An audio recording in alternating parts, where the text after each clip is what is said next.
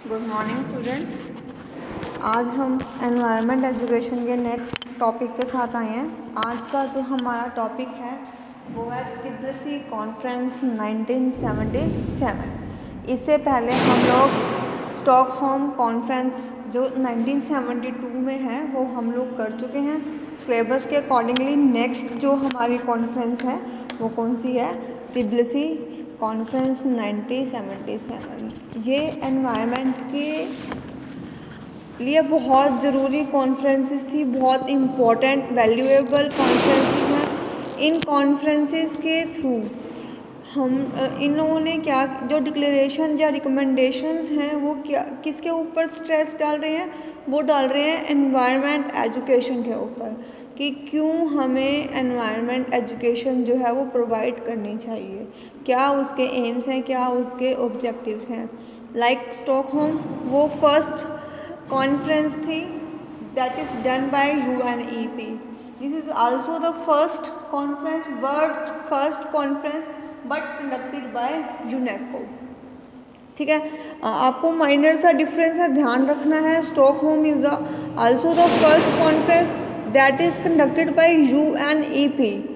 ठीक है, and Tbilisi conference 77 ये स्टॉकहोम के बाद आई है और इसको फर्स्ट टाइम कंडक्ट कराया है यूनेस्को ने with the corporation of UNEP। Stockholm important क्यों है? क्योंकि वो हमारे लिए बेस का काम करती है, टर्निंग पॉइंट का काम करती है।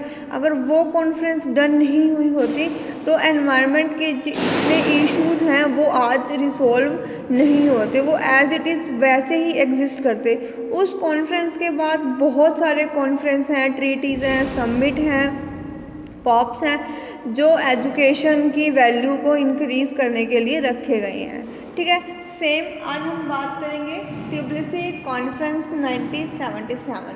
एनवायरमेंटल एजुकेशन के लिए these conferences, summits, treaties, conference जो हैं बहुत इम्पोर्टेंट है। If you are preparing for any competitive exam, इन कॉन्फ्रेंसेस में से एनवायरमेंटल इश्यूज़ में से एक या दो क्वेश्चन आपको देखने को मिल सकते हैं। ठीक है, that's why these are very important for you. Date, you have to remember the dates. Date है 14 to 26 October 1977, conducted by UNESCO. Confuse नहीं होना, स्टॉकहोम जो है वो कंडक्ट कराई गई थी UNEP के द्वारा और this is conducted by the UNESCO with cooperation of UNEP। UNEP का यहाँ पर भी रोल है बट लीड रोल किसका रहेगा? यूनेस्को का रहेगा। देन प्लेस क्या है इसका? Tbilisi, Georgia, USSR। इसके अंदर यहाँ पर कंडक्ट कराए गए हैं। These are the members who attended that meeting.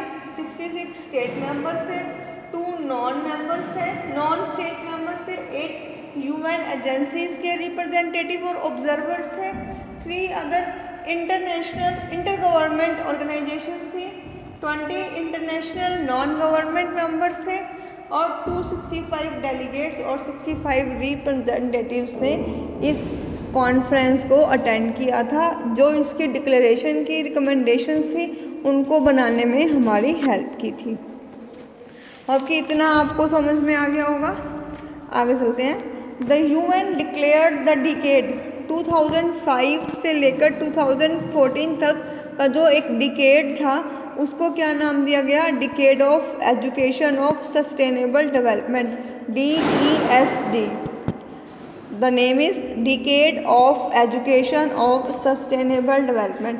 आप लोग ध्यान दोगे जब भी कोई कॉन्फ्रेंस, ट्रीटी या समिट आप लोग पढ़ोगे उसमें क्या स्ट्रेस आउट दिया गया है कि हमारा एनवायरनमेंट कैसा हो? सस्टेनेबल। सस्टेनेबल मीन्स कि ऐसा एनवायरनमेंट जो हमारी नीड्स को फुलफ़िल करे विदाउट एनी हार्मनेस, कि हमने ना तो प्लांट्स को हार्म करना है, ना एनिमल्स को हार्म करना है, ना पोल्यूशन इंक्रीज़ करना है।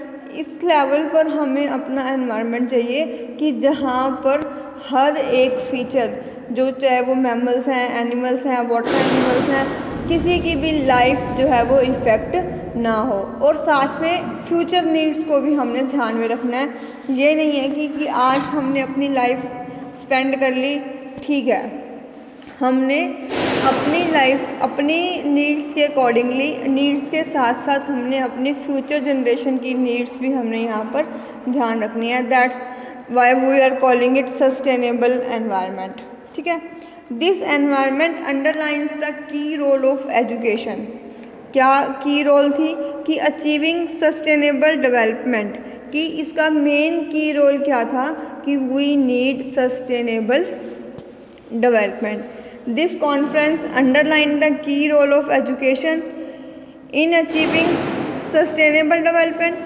The participants and delegates from countries across the globe come together to bridge the gap between environment education and education for sustainable development. There is a difference between the environment education and education for sustainable development.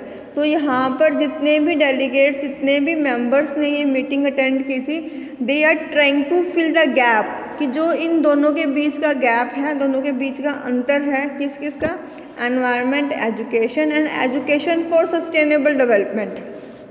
ठीक है, तो इनके बीच का जो gap है वो यहाँ पर फिल करने की कोशिश की गई, जो दोनों के अंदर कि एक म्यूचुअल वे जो है वो क्रिएट करने की कोशिश की गई। They examined the development of environment education since the first conference and set a global agenda for DESD. DESD stands for Decade of Education of Sustainable Development. उन्होंने यहाँ पर एक एजेंडा फिक्स किया गया जो DESD के लिए था, डेवलपमेंट ऑफ सस्टेनेबल के लिए था। They will be a platform for sharing practices and ideas on initiatives in environment education throughout the world.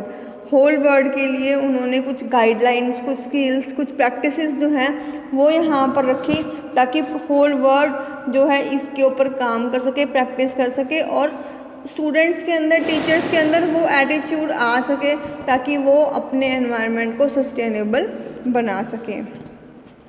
There was a significant amount of participation in workshop. Lots of workshops are conducted.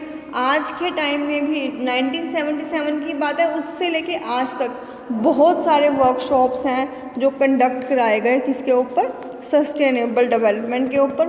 कुछ एक topic हैं जो include किए गए हैं, जैसे education for sustainable development, teacher education, research for DESD monitoring and evolution, ESD and media, man and biosphere reserve, world heritage sites as learning sites for environmental development, flood and disaster reduction and education for sustainable consumption.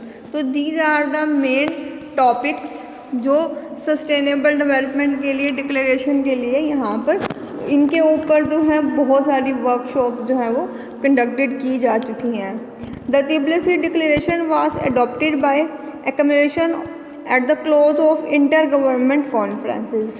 ठीक है, अब कुछ इसके roles और objectives हैं, या हम कह सकते हैं कि कैरेक्टरिस्टिक्स हैं एनवायरनमेंट एजुकेशन के according to Tbilisi conference. Tbilisi government ने क्या किया था, कॉन्फ्रेंस ने क्या किया था, कुछ गाइडलाइंस और कुछ प्रिंसिपल्स थे जो वो सभी लेवल्स के लिए उन्होंने बनाए थे, चाहे वो लोकल लेवल है, चाहे वो नेशनल लेवल है, चाहे वो रीजनल लेवल है, या वो इंटरनेशनल लेवल है। सबके लिए मापदंड उन्होंने अलग अलग से बनाए थे कि लोकल लेवल पर एक जो रिप्रेजेंटेटिव है या एक मेंबर्स हैं वो क्या कर सकते हैं, इंटरनेशनली वो क्या कर सकते हैं, रीजनली वो क्या कर सकते हैं। तो हर एक लेवल के लिए उन्होंने अलग से प्रिंसिपल्स जो हैं वो बना रखे थे, गाइडलाइंस जो हैं वो प्रोवाइड कराई हुई थी। The conference recommended the adoption of certain criteria. जो कॉन्फ्रेंस थी उसने रिकमेंड किया कि हमें अडॉप्ट करना है certain criteria with the help to guide efforts to develop environmental education at the national, regional or regional or global level. Not only the regional level, we have to develop the guidelines for national और international levels, क्योंकि कुछ issues ऐसे हैं जो local level पर exist नहीं करते। अगर हम अपने आज की बात, यहाँ की बात करते हैं, we are living in a village, यहाँ का एनवायरनमेंट इतना पोल्यूटेड नहीं है as compare to NCR, Delhi, Gurgaon. हम वहाँ बात करें तो वहाँ का एनवायरनमेंट बहुत ज़्यादा पोल्यूटेड है। तो वहाँ के लोगों के लिए अलग गाइडलाइंस हैं, लोकल लेवल जो गांव के हैं, छोटे लेवल हैं, वहाँ के लिए गाइडलाइंस जो है वो अलग प्रोवाइड कराई जाती हैं। सेम ऐसे ग्लोबल लेवल पर एनवायरमेंटल इश्यूज प्रॉब्लम्स जो हैं वो चेंज हो जाती हैं। Whereas it is a fact that biological and physical features constitute the natural basis of the human environment, its ethical, social, cultural and economic dimensions also play their part in determining lines of approach and the instrument whereby people may understand and may better use of natural resources in satisfying their needs. Environment education is the result of the reorientation of different disciplines and educational experiences which facilitate an integrated perception of the problem of the environment, enabling more rational actions capable of meeting social needs to be taken. A basic aim of environment education is to succeed in making individuals and communities understand the complex nature of natural and built environmental resulting from interaction of their biological, physical, social, economic and cultural aspect, and acquire the knowledge, values, attitudes and practical skills to participate in a reasonable, responsible and effective way in anticipating and solving environmental problems and in the management of quality of the environment. यहाँ पर हम बात कर रहे हैं कि main M क्या है एनवायरनमेंट एजुकेशन का, कि यहाँ पर हमें रहने वाले हर एक पीपल को समझाना है कि इकोसिस्टम कैसे क्रिएट हो रहा है, कौन कौन से लेवल्स पे हमें क्या क्या चीज़ें चाहिए। ठीक है, ये एक अकेला पर्सन जो है वो काम नहीं कर सकता, हमें पूरी कम्युनिटी को एक साथ लेकर उसको समझाकर हर एक जो लेवल पर है वो काम करना पड़ेगा। तभी अगर हर एक पर्सन अपनी रिस्पॉन्सिबिलिटी समझेगा कि ये एनवायरनमेंट है, उसको यहीं पर रहना है, प्लस फ्यूचर के लिए भी उसको बचा कर रखना है, तो ये हर एक पर्सन की रिस्पॉन्सिबिलिटी है कि वो अपने एनवायरनमेंट को सेव करके चले, मैनेज करके चले हर एक चीज़ को। द फर्दर एम क्या है इसका, to show the economic, political and ecological interdependence of the modern world. हमें पता है कि हम सारे आपस में इंटरलिंक्ड हैं। अब हम बिना पानी के नहीं रह सकते, बिना हवा के नहीं रह सकते, बिल्डिंग्स के बिना नहीं रह सकते, तो हमें हर एक चीज़ के ऊपर इंटरडिपेंडेंसी एक लेवल तक मेंटेन करके रखनी पड़ेगी। हमें हमारे एक्शंस जो हैं वो रेक्टिफाई करने पड़ेंगे, हमें हमारे डिसीजंस जो हैं वो इस हिसाब से बनाने पड़ेंगे। जो हमारी डिपेंडेंसी है दूसरे लेवल के जो दूसरे लेवल हैं हमारे एनवायरनमेंट के, उनके साथ जो हमारी इंटरडिपेंडेंसी है वो हमें चेक करनी है। हमारे एक्शंस जो हैं वो उसके अकॉर्डिंगली ही होने चाहिए। Special attention should be paid to understand the complex relations between socio economic development and improvement of the environment. जितना हम सोशली और इकोनॉमिकली डेवलप होते जा रहे हैं उतना ही हमारा एनवायरनमेंट क्या हो रहा है, डिग्रेड हो रहा है। क्योंकि अब हम कन्वीनियंस के अकॉर्डिंगली हम आप लोग देखते हो कि हम थर्माकोल का इतना यूज़ कर रहे हैं, प्लास्टिक के बर्तन हम इतने यूज़ कर रहे हैं, यूज़ एंड थ्रो के जो यूटेंसिल्स हैं, डिस्पोजेबल थिंग्स हैं, उनका हम यूज़ कर रहे हैं, बट वो क्या है, कहीं ना कहीं हमारे एनवायरनमेंट को इफ़ेक्ट डाल रही हैं। तो जितना हम इकोनॉमिकली और सोशली अपग्रेड हो रहे हैं, हमारा एनवायरनमेंट हमारी एक्टिविटीज़ और हमारे डिसीजंस के कारण उतना ही वो क्या हो रहा है, डिग्रेड होता जा रहा है। For this purpose environmental education should provide the necessary knowledge. तो एनवायरनमेंट एजुकेशन क्या कर रहा है, नेसेसरी नॉलेज प्रोवाइड कर रहा है for interpreting of the complex phenomena that shape the environment. कि जिस एनवायरनमेंट को हमने समझना है कि एनवायरनमेंट का जो फेनोमेना है वो लिटिल बिट कॉम्प्लेक्स है। हमें एनकरेज करना है पीपल्स को कि ethically, economically synthetic values which constitute the basic of self discipline. यही हम बात कर रहे हैं कि हम पूरे समाज को सुधारने से पहले अगर हम खुद को सुधार लेते हैं, हम अपनी एक्टिविटीज़ जो हम करते हैं, कूड़ा कट हम कहीं पर भी फेंक देते हैं, जो रिसाइकिल होने वाला है, हम आज भी हमारे किसी भी घरों में 2 तरह के डस्टबिन नहीं रखे हुए कि एक जो कंज्यूम होने वाले हैं वो अलग कर दें, या जो हम डिस्पोज़ कर सकते हैं वो वाला, जो डिस्पोज़ नहीं होते वो वाले। तो सब की जगह एक ही है, सब मिक्स हो रहे हैं। तो अगर एक इंडिविजुअल भी अगर कोई एक्शन लेता है, उसको देख देख के शायद उसकी कम्युनिटी, उसकी फैमिली कुछ हद तक जो है एनवायरनमेंट को सुधार सके। To carry out this task, environment education should bring a closer link between educational processes and real life. तो environment education क्या कर रहा है, ट्राई कर रहा है कि वो कुछ अपने स्टूडेंट्स को या जो उसको सोच रहा है, समझ रहा है, उसके अंदर वो स्किल्स इम्बाइब कर सके, उनकी रियल लाइफ में जो वो चीज़ें यूज़ कर रहे हैं तो वो उनका लेस यूज़ कर सकें। These are the main objectives of environment education.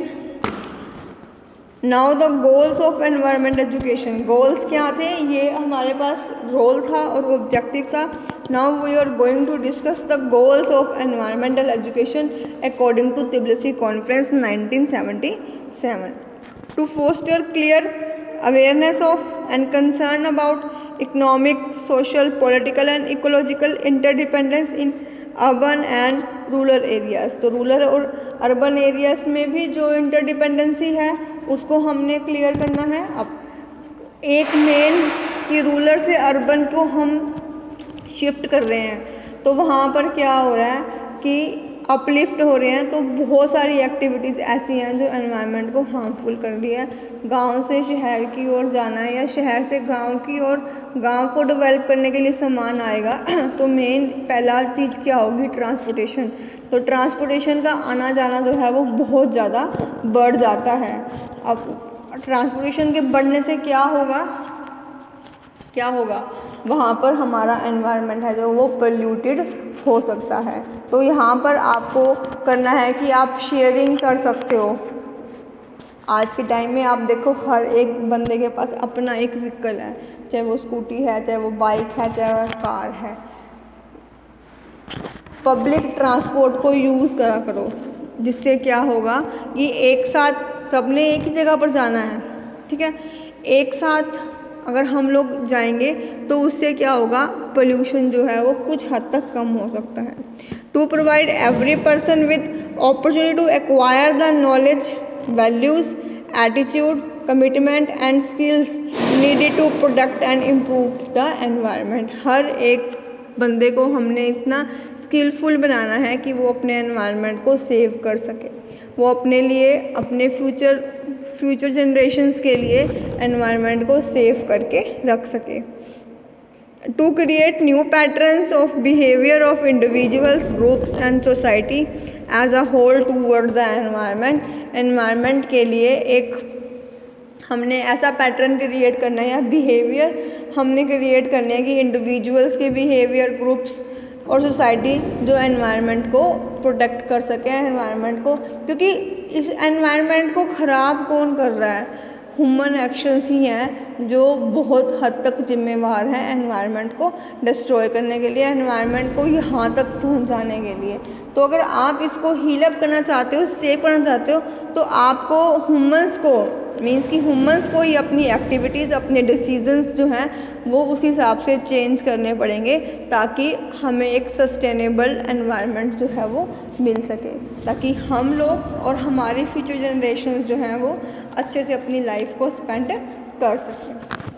तो होप कि तिब्लिसी कॉन्फ्रेंस 1977 और स्टॉकहोम कॉन्फ्रेंस 72 ये दोनों आपको समझ में आ गए होंगे। अगर आपको समझ में नहीं आई हैं तो आप कॉलेज में आकर पूछ सकते हैं दोबारा, कहीं पर भी कोई पॉइंट अगर आपको समझ में नहीं आ रहा है तो आप कॉलेज में आकर डिस्कस कर सकते हो, ठीक है। जो बच्चे बैठे हैं उनको कोई प्रॉब्लम है तो वो बच्चे भी यहाँ पर पूछ सकते हैं। ठीक, तो आज जो है हमारी 2 मेन कॉन्फ्रेंसेस जो है वो कंप्लीट हो गई हैं, स्टॉकहोम कॉन्फ्रेंस और तिब्लिसी कॉन्फ्रेंस। Thank you.